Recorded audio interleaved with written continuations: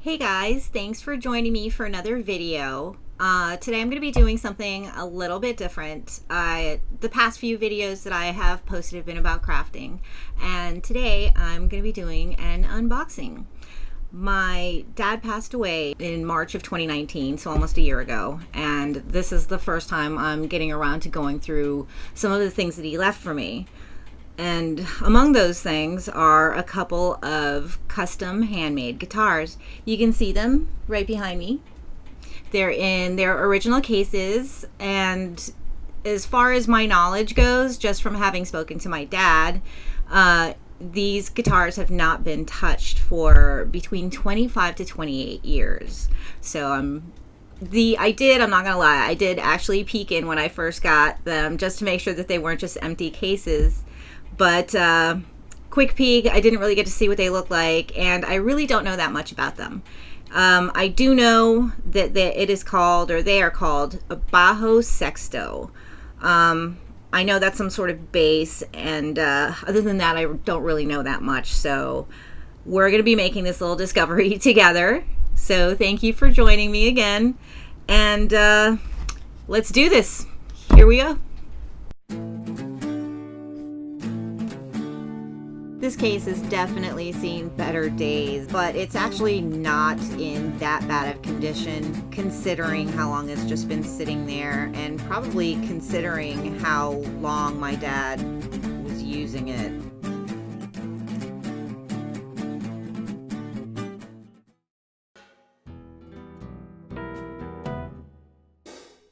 This first instrument that we're taking a look at is in its original case, and it's really in amazing condition. I'm assuming it's because it's been sealed inside this case and nothing has really been able to get in there.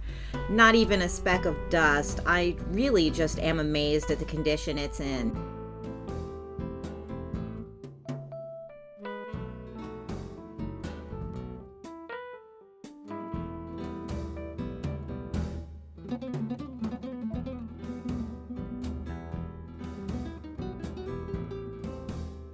You can see the stamp on the pickup that says Gabonelli, and from my research what I found is that these are from around the 60s or early 70s.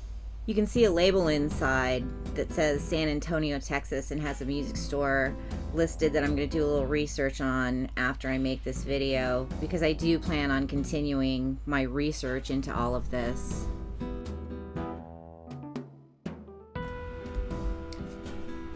Here's an old Levi's strap and some strings that were inside the case.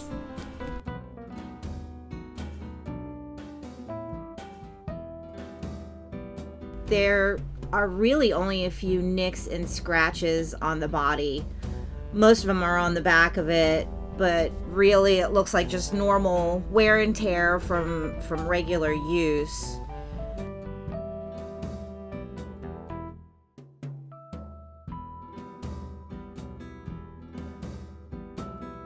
When you take a close look at the headstock and the bridge on this guitar, you can really see the work that went into the hand carving.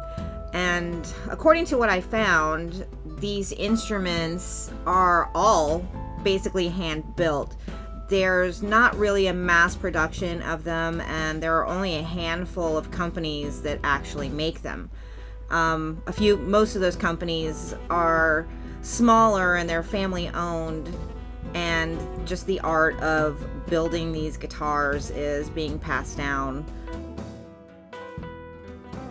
There's a little bit of tarnish or maybe some light rusting on the 6 plate, but other than that, this guitar's in really excellent condition. I thought that there would be a little bit more damage on it, but yeah, it looks pretty great.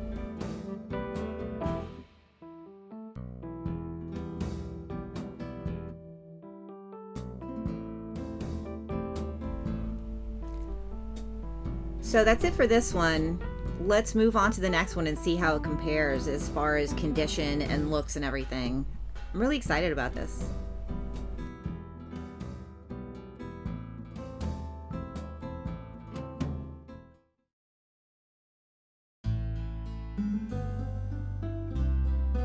This second guitar case did not fare as well as the first one. It looked handmade, and I think my dad probably made this. You can see it's peeling away.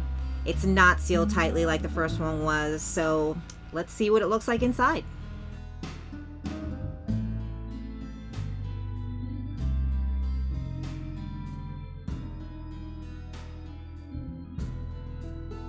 You can see there's hand stitching along the edges of the case, and it looks like it's made from some sort of wooden pegboard or something.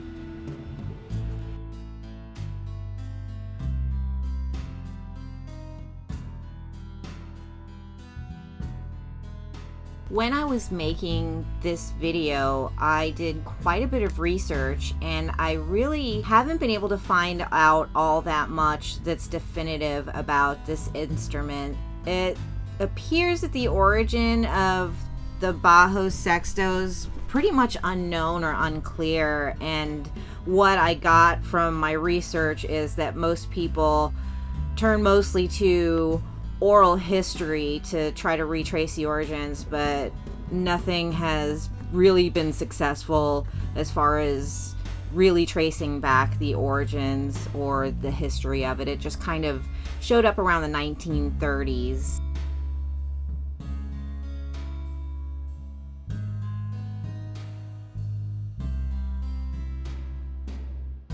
I have no idea what types of wood were used on either of these guitars, but you can see that the wood that was used on this one is darker and it has a broader grain, and this guitar is also significantly heavier than the first one. You can see that this one has a layer of dust over the entire thing, and you can see some peeling of the lacquer or whatever they coated over the pick guard. But for the most part, though, pretty nicely preserved as far as I can tell.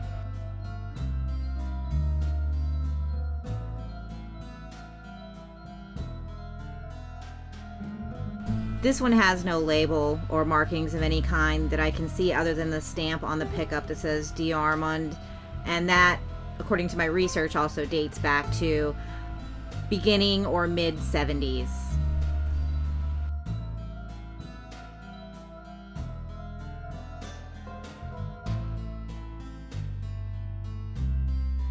Along with the inlay that's worked around the outside of the guitar, this one also has an inlaid line that runs the length of the back of the body.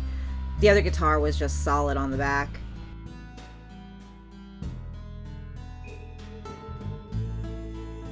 This has some markings along the side of it that looks like maybe tooling marks from where they were building it. I really can't tell.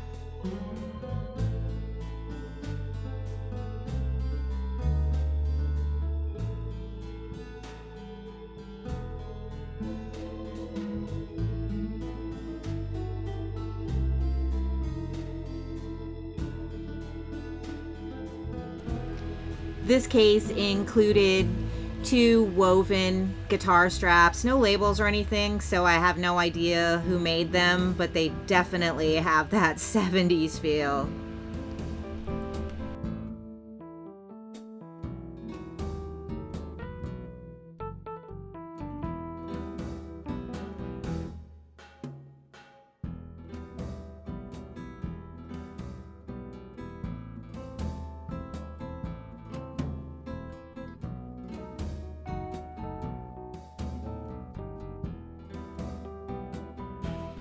More of that beautiful wood inlay that goes around the entire edge of the body and around the sound hole.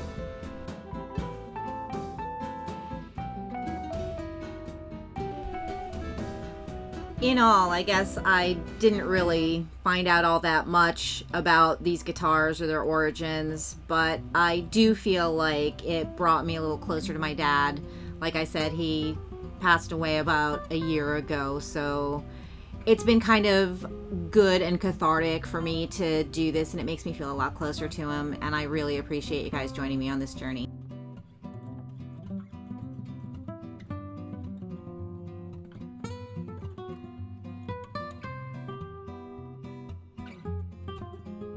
No rust on this one, just a lot of dust and maybe a couple spider webs.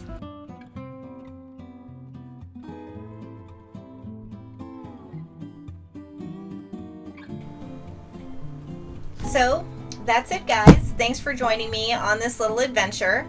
And if anybody has any idea of any history of this kind of guitar, any useful links, like maybe where I could see someone playing one, because I haven't really been all that successful in finding out that much information about these. So anything any of you can leave, any kind of clues, that would be really appreciated. And thanks again for joining me, and join me again next time. Bye, guys.